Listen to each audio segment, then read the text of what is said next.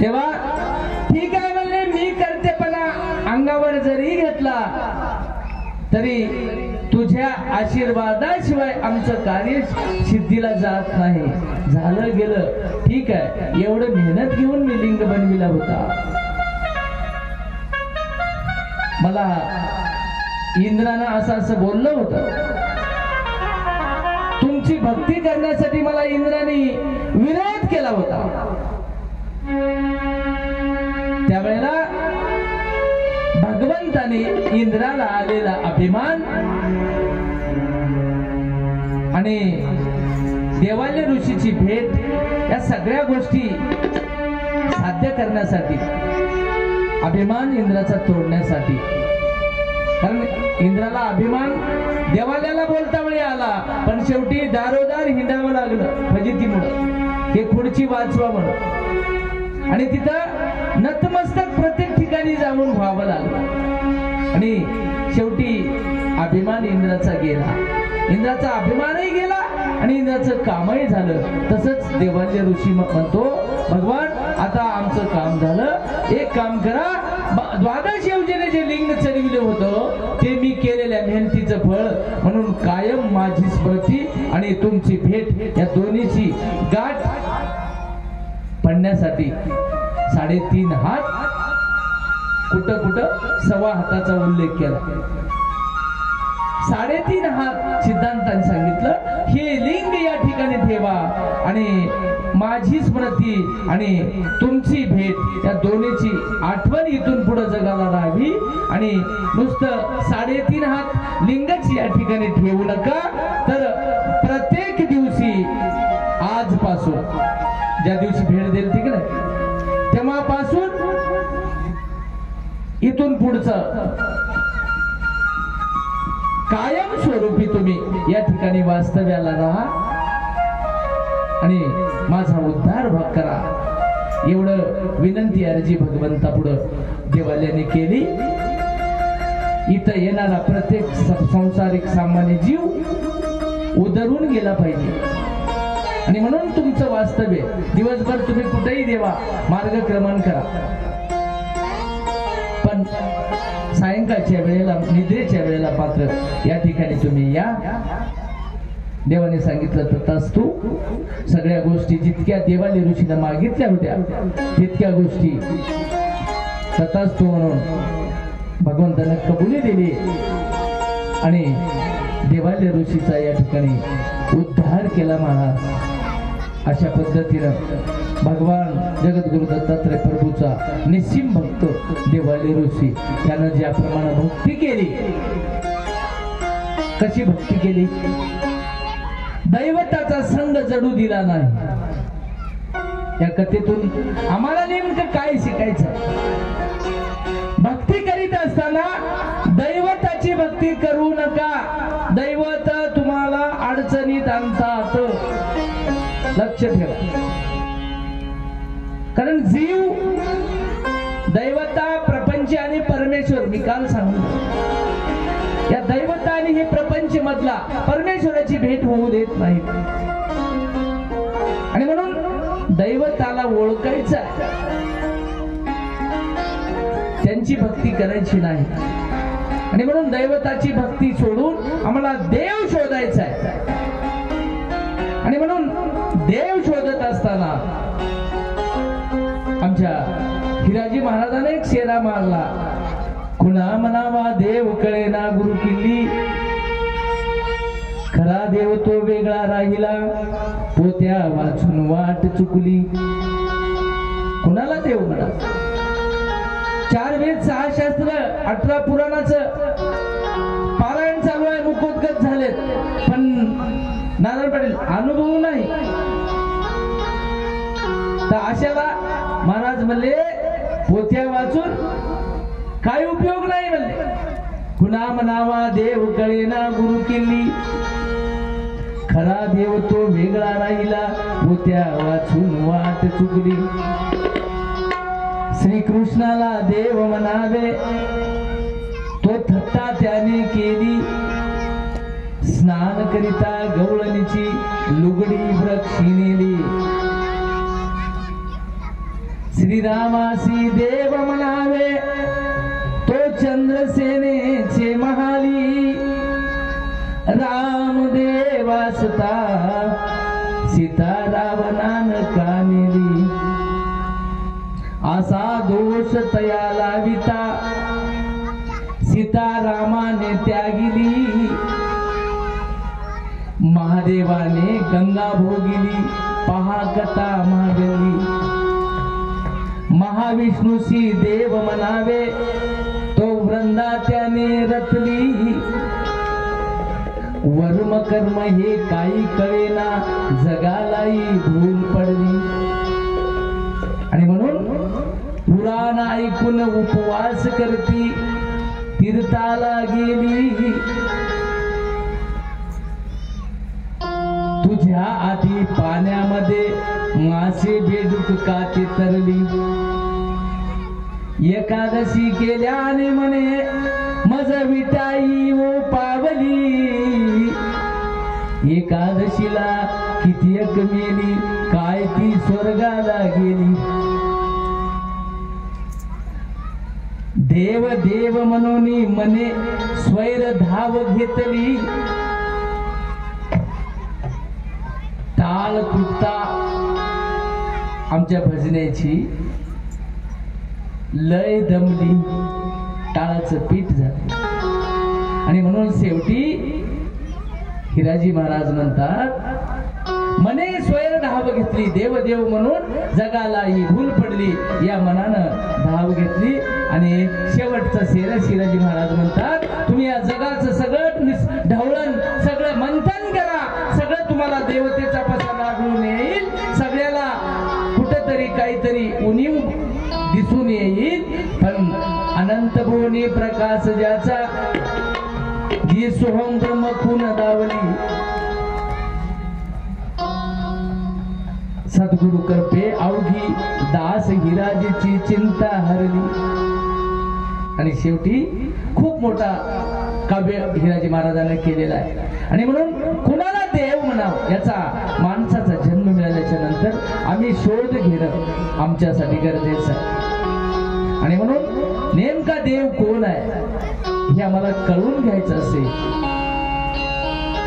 तर अशा संत लोकांच्या पुढं काही क्वचित मानसिक भावार्पण करावा, आणि त्यांना विचारावं की देवा मला ऐल तीरावरून पहिलं तीरावर नेण्यासाठी काय मार्ग आहे, आणि त्यांनी सांगतात की बाबा निशिदिन करावे आनंद स्मरण, तेने जन्म मरण दुःख जाय, आणि म्हणून निशिदिन तू आनंदाचं चिंतन कर आणि जन्म मरणातून मुक्त होय, आणि मुक्त व्हायचं असेल तर पायाचा मी दास करता आरजी ऐकावी, पतित पावना दीन दयाळा माझी लज्जा राखावी, तिथं भगवंता पुढं आपली लाज उघडी करा, भगवंताला सांगा महा महा भक्त तारिले कीर्तीने ऐकितो देवा, पायाचा मला या मोठ्या मोठ्या लोकांची तुम्ही भक्त तारले कीर्तीने ऐकली देवा, आणि माझ्यासारख्या एका दीन पामराची तुम्हाला दया काय येणार, आणि जर तुमचा भाव सात्विक असेल तुम्ही बोलाल त्या गोष्टीला लायक असाल पात्र असाल, तुमचं मनोवांछित नक्कीच भगवान दत्त प्रभू पूर्ण केल्याशिवाय राहत नाही, आणि म्हणून केवळ आम्हाला सद्गुरु शिवाय सद्गुरुविन अन्य भजनी दत्त वाचनी चौष्टी मध्ये दत्त वाचनी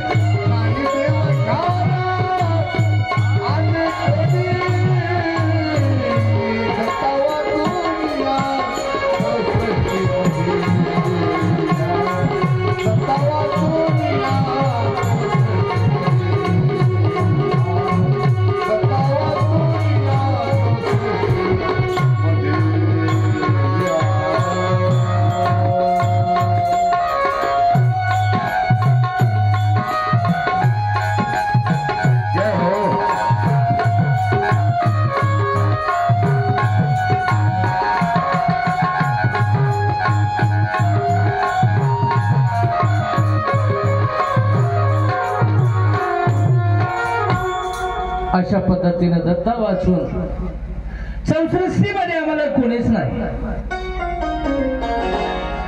आपण ज्याची भक्ती करता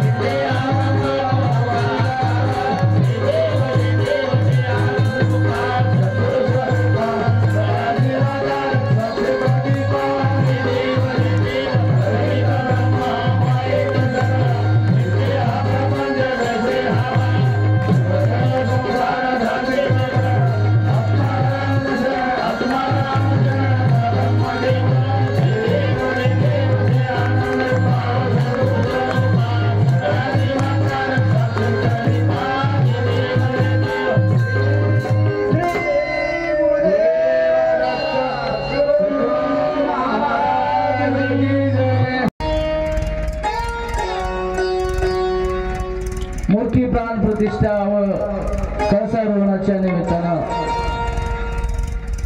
चालू असलेल्या ह्या सप्त्याचा दुसरा दिवस आणि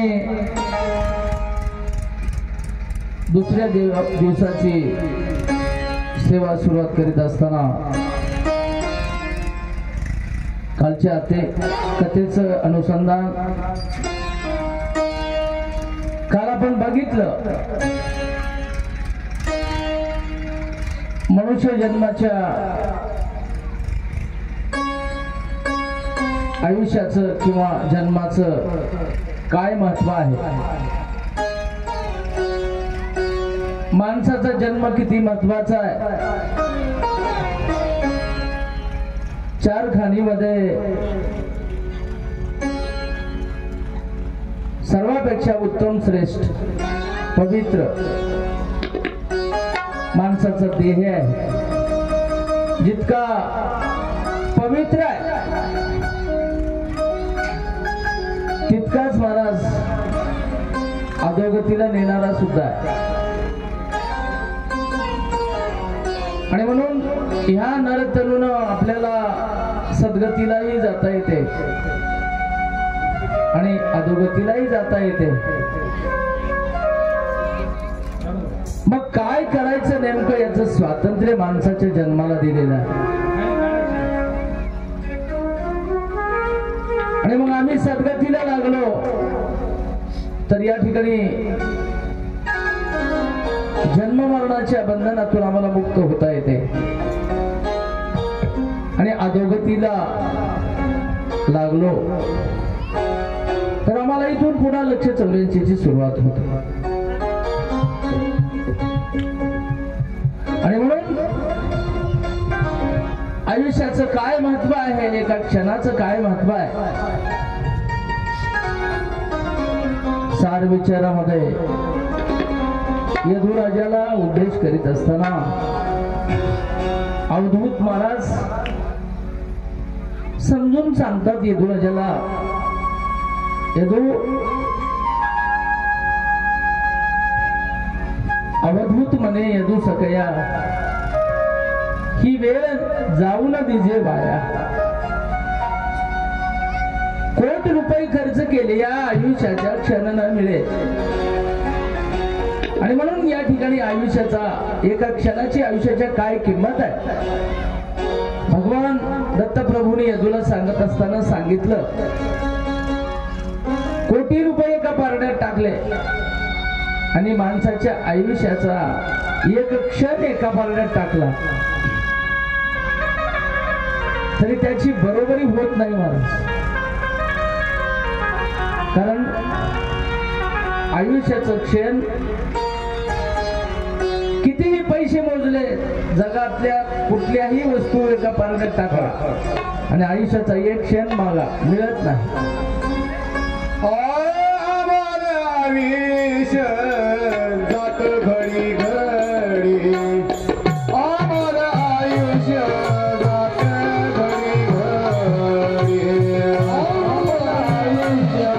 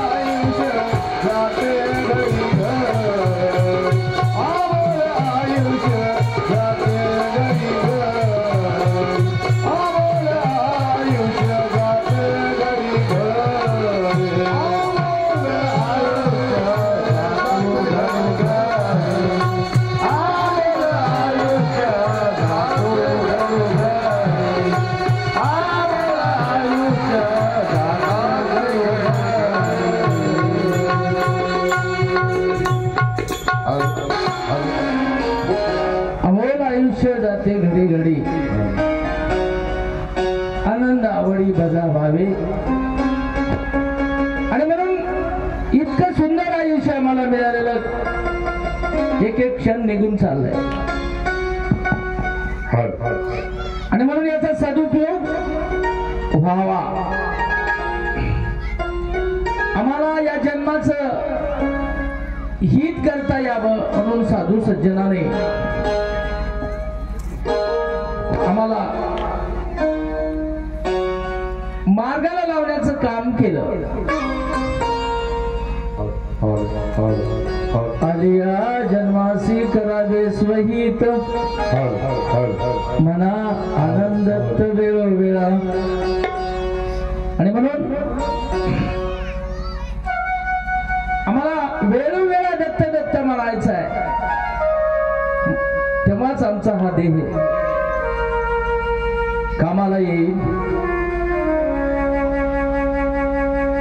आणि कामाला आणायचं असेल तर आम्हाला संतांच्या पावलानं चालावं लागणार आहे. सद्गुरूच्या बोधावर आम्हाला जावं लागणार आहे.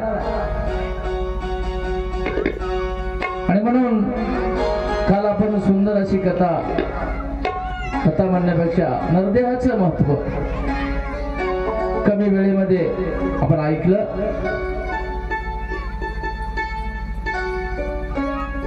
आणि आजच्या ह्या सत्रामध्ये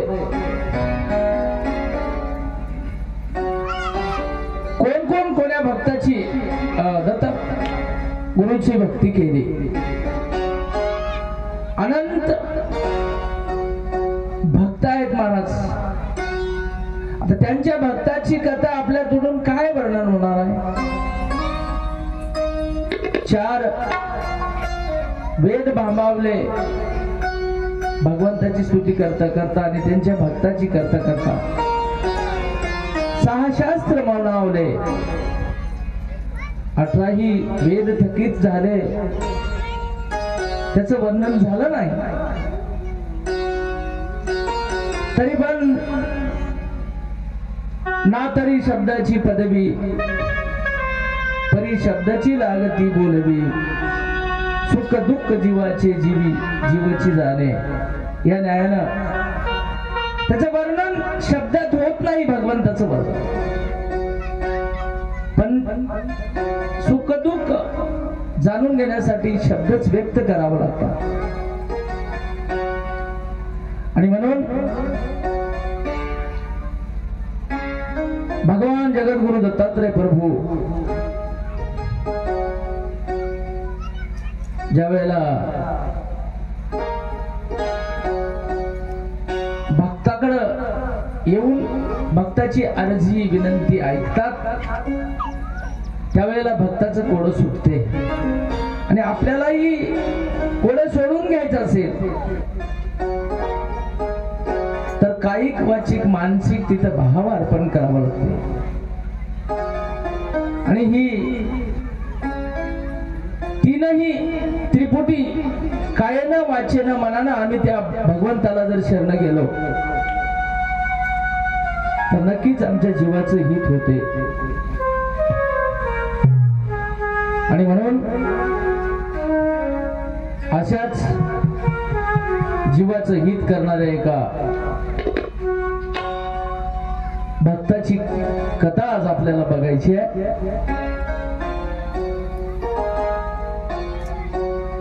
नैमिषारण्यामध्ये 88,000 ऋषीचा मेळा. त्या ठिकाणी भगवंताचं चिंतन भजन करण्यासाठी राहत होता.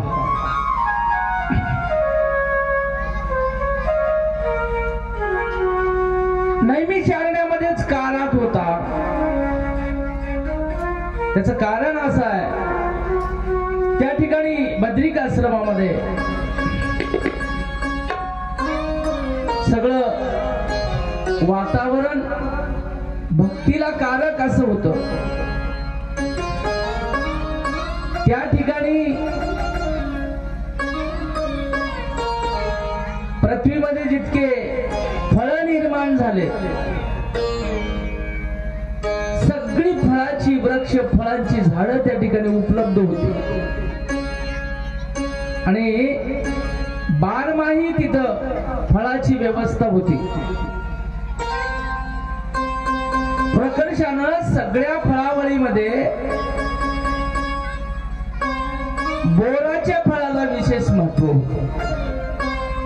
आणि त्या ठिकाणी विविध प्रकारचे नाना प्रकारचे बद्री म्हणजे बोर आणि असे काही बोर होते की ते बोर खाल्याच्या नंतर क्षुधा म्हणजे भूक नष्ट व्हायची आणि शरीराला बळ मिळायचं. दुसरं काहीतरी खावं अशी इच्छाच राहायची नाही. असे नाना प्रकारचे विविध फळं त्या आश्रमामध्ये बद्रिक आश्रमामध्ये उपलब्ध होते. कुठलीच कमतरता नव्हती. आणि देव सखा करण्यासाठी भगवंत सखा करण्यासाठी जी कारक जागा लागते जी परिस्थिती लागते ती त्या आश्रमात होती. आणि म्हणून 88,000 ऋषीचा मेळा त्या ठिकाणी जमायचा. आणि मग त्या ऋषीमध्ये एकमेकामध्ये चर्चा व्हायची. कोणी म्हणायचं इंद्र मोठा आहे, इंद्राची भक्ती करा. दुसरा ऋषी म्हणायचा लगेच चंद्र मोठा आहे, चंद्राची करा. कोणी सूर्य मोठा आहे, कोणी ब्रह्म मोठा आहे, कोणी विष्णू मोठा आहे, कोणी महादेव मोठा आहे. अशी त्यांच्यामध्ये एकमेकामध्ये चर्चा व्हायची. आणि चर्चा होत असताना बऱ्याच ऋषीला पटलं इंद्रदेव मोठा आहे, इंद्राची भक्ती करायला हरकत नाही.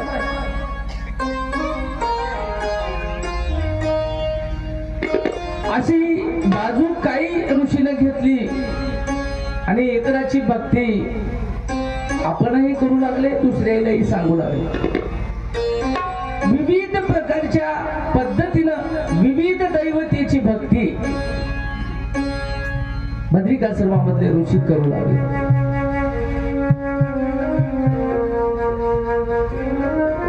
पण 88,000 ऋषीमध्ये देवल नावाचा ऋषी होता. देवाल्य ऋषी. त्या ऋषीनं सगळ्याची चर्चा ऐकली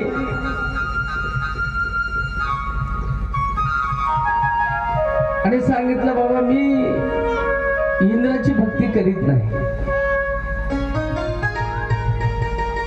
बाकी ऋषीला पटना गेलं.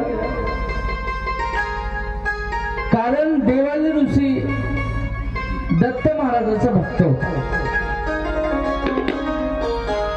निश्चित काही क्वचित मानसिक भाव अर्पण करायचा आणि दत्त प्रभूचीच उपासना करायचा, दत्त प्रभूचीच भक्ती करायची. त्यावेळेला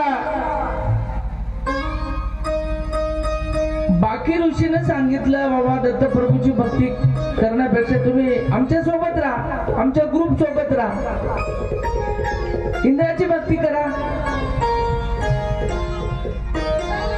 त्यावेळेला देवाल्य ऋषीने सांगितलं नाही, मी दत्त महाराजाचा भक्त आहे, दत्त महाराजाशिवाय भक्ती कोणाची करीत नाही. त्यावेळेला देवाल्याने सांगितलं की दत्त महाराज जे दान देतात ते तुम्ही सांगालेल्या देवतेकडे दान नाही. जे दत्त महाराज मला देऊ शकतात, जे दत्त महाराज माझं दुःख हरवू शकतात, अशा गोष्टी तुमच्या दैवताकडे नाहीत. बाकीच्या ऋषीला सांगाले देवाल्य ऋषी. पण दत्त महाराज 43 पदाचा मालक आहे. कर्मसृष्टी, विकार सृष्टी, दिव्य सृष्टी, ब्रह्मसृष्टी या 4 सृष्ट्या सोडून 5व्या सृष्टी निरालंब सृष्टीवर दत्तमाळाचं वास्तव्य आहे. निरालंब शिकरी स्वामी रहिवास तुमचा, आणि म्हणून दत्तप्रभूचा रहिवास त्या ठिकाणी आहे. हे बाकी तुमचे दैवत आमच्या काही कामाचे नाही. तिथल्या ऋषीनं पुन्हा आज देवालयाची विनंती केली, बाबा असं करू नका, कारण ग्रुप वेगळा होऊ लागला. इंद्राची भक्ती करणारा ग्रुप वाढला.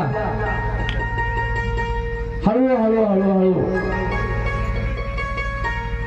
देवालय ऋषीचा सोबतचे लोक विरोध करू लागले. आणि त्यावेळेला एक दिवस सगळ्या ऋषींना जमा होऊन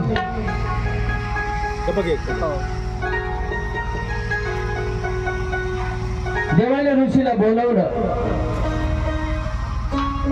आणि सांगितलं, देवलजी तुम्ही आमचं ऐका, इंद्राची भक्ती करा. त्यावेळेला देवालय का तुम्ही का करीत नाही? बाकीच्या ऋषी लोकांना आटाच धरला महाराज, कारण बाकीच्या सगळ्या लोकांचं ऋषी मुनीचं मत होतं देवालयाला इंद्राच्या भक्तीला लावायचं. तुम्ही इंद्राची भक्ती का करीत नाही? आणि त्यावेळेला देवालय ऋषी जमलेल्या तिथं बाकी ऋषी मुनीला सांगू लागला की बाबा इंद्राची भक्ती मी का करीत नाही, त्याचं कारण सांगतो ऐका. एकदा काय झालं, आता देवालय ऋषी बाकी ऋषीला समजून सांगले मी इंद्राची भक्ती का करीत नाही. त्यावेळेला देवालयाने सांगितलं ऐका म्हणले, ब्रह्मदेवाची कन्या अहिल्या, अहिल्यानं स्वयंवर मांडलं. देवालय ऋषी सांगाले बाकी ऋषीला का भक्ती करणार म्हणायचं नंतर. अहिल्यानं स्वयंवर मांडलं. स्वयंवर असं होतं, पृथ्वी प्रदक्षिणा जो कोणी करून येईल त्याला मी वरमाला घालील.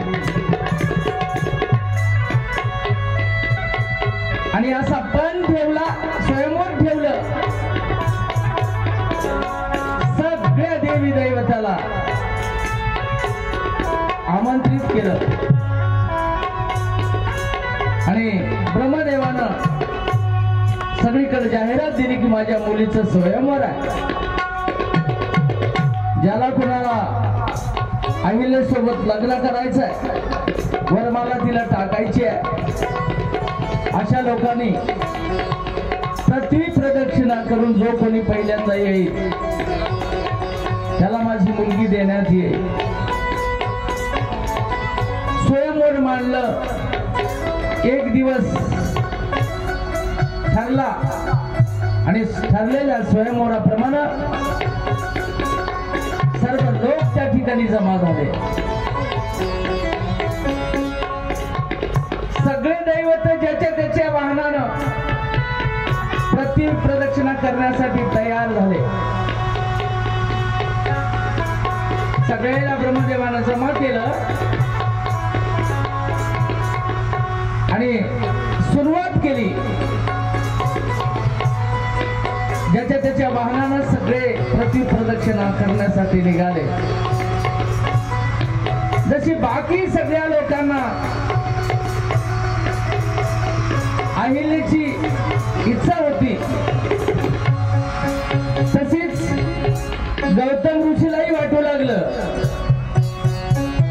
की मी सुद्धा हिला पत्नी करावं. पण गौतम ऋषीकडे कुठलंच वाहन नव्हतं महाराज.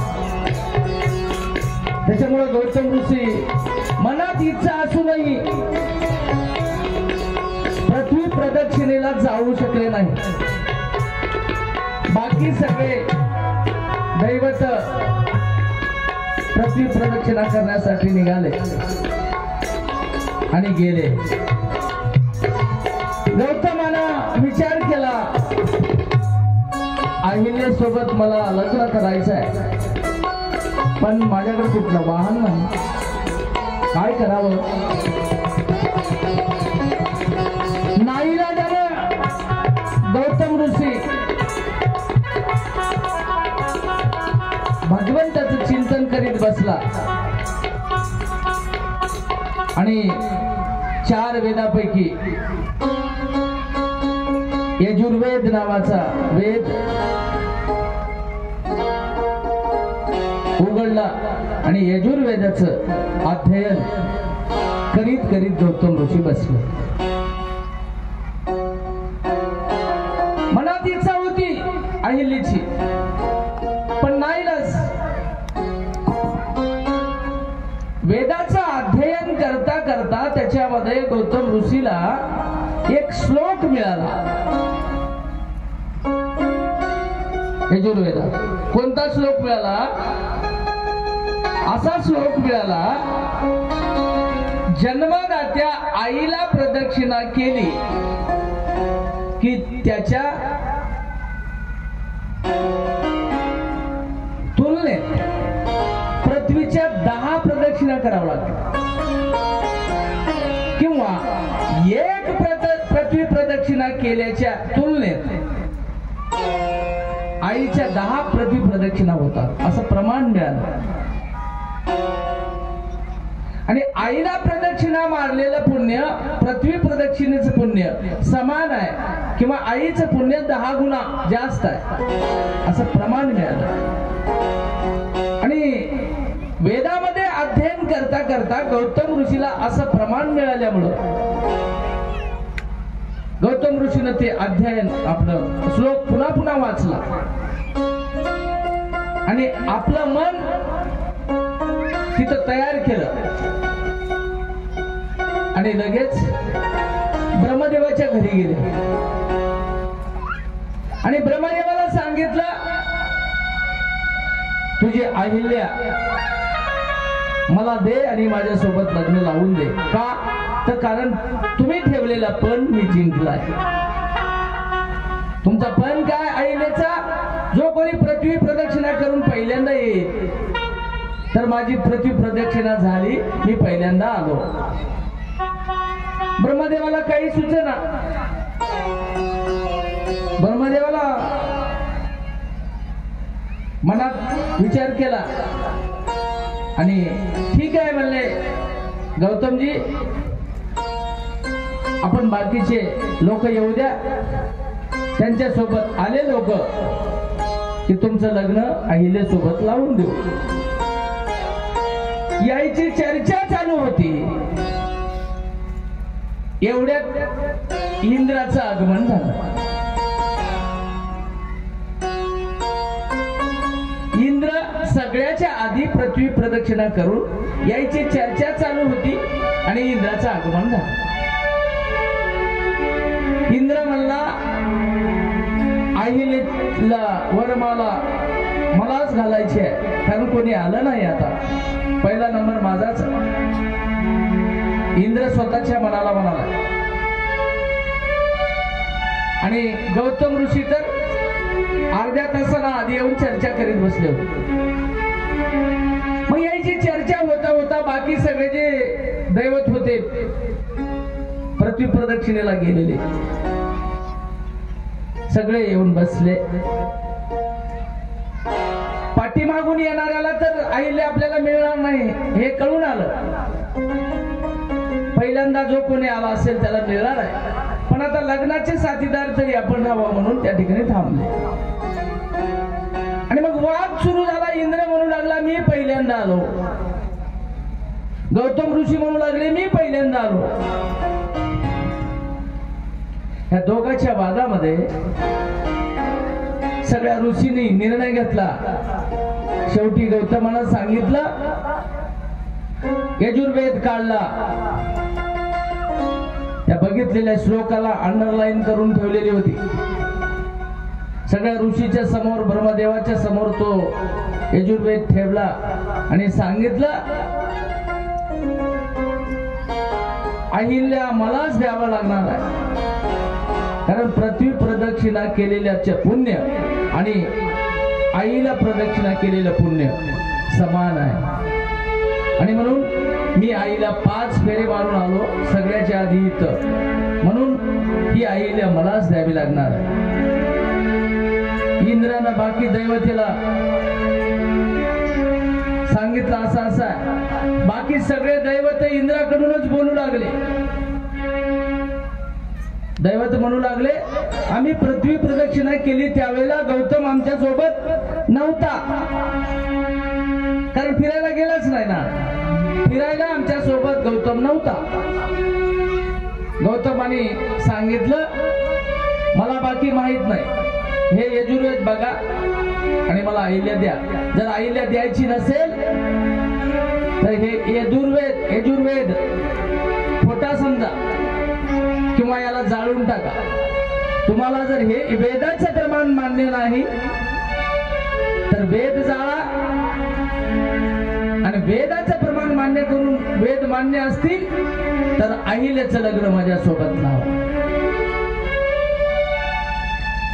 या विषयावर वाद झाला. बाकी सगळे लोक, ऋषी मुनीनं चर्चा केली. धर्म संकट पडले,